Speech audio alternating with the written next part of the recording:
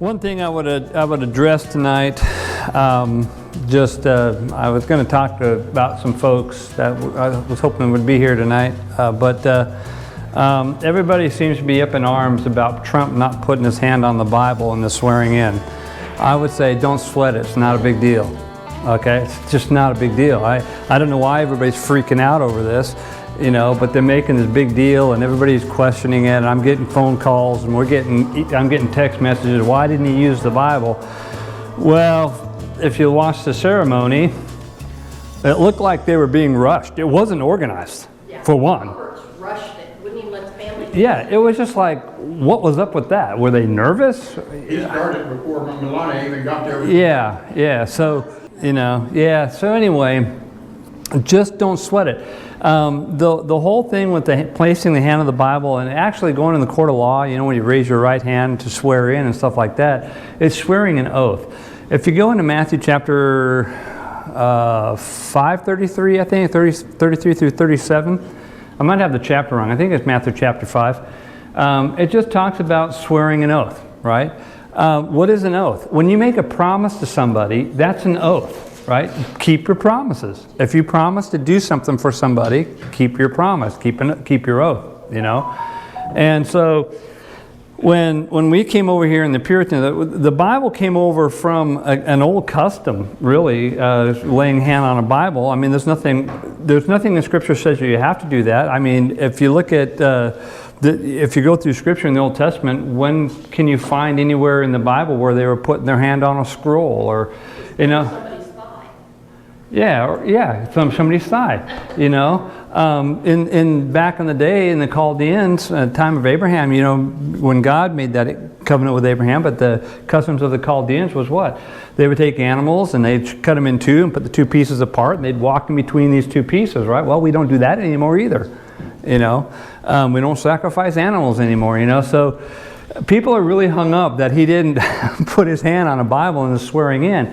And so when that came over, really, when the Puritans came over, and probably around 1700, if you go do just a little bit of research on this, is they brought some of those customs with them, right? And so sometimes we get so hung up on the customs and traditions and the way we always do stuff, but yet if he doesn't put his hand on a Bible, but he still swears an oath, he's still swearing an oath. It doesn't matter if he has his hand on a Bible or not. I mean, it's nice if he does because, you know, you want God to kind of be involved in it, and we think of the Word as being holy, and there's nothing wrong with placing your hand on a Bible, but there's nothing mandatory about it either scripturally or, or in tradition.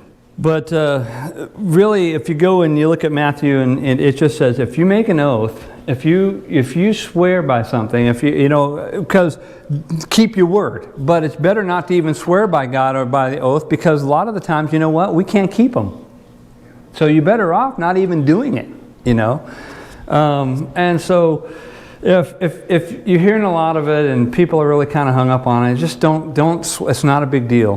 What an oath is if you make a promise. The tradition of raising the right hand is a tradition. It's just something that became a symbol in our society when you raise your right hand to swear an oath. You know, it's a symbol. It just became a custom. Have you ever had a custom in your house that you did one time and then it became a kind of a tradition or a custom in your house? We've done that. Yeah, it becomes a custom, you know. Make sure you put it down when you're done. And so, anyway, I just want to, you know, just don't sweat over it, okay? It's not a big deal. What the big deal is, does he keep his word? That's where the big deal is. You know, he swore an oath when he was sworn in to, you know, defend and, you know, the Constitution of the United States and keeping your oath and keeping your promises. And so that's what we got to hold people to the fire to, you know. It used to be back in the day, probably a little bit before my day. I remember a little bit of this. Man, when you made a handshake with somebody, that was an oath. That's right. You followed through. If you didn't follow through, you were chastised. Your word was as good as an oath. It was your bond. Bonded, Yeah. Yeah, I mean, you made an oath, you shook hands, and you made a promise, follow through on that promise, an oath. Okay, so don't get hung up over this whole controversy about him placing a hand on the Bible, not placing his hand on the Bible. The whole thing was rushed. It was weird the way it kind of went down. I don't know all that happened.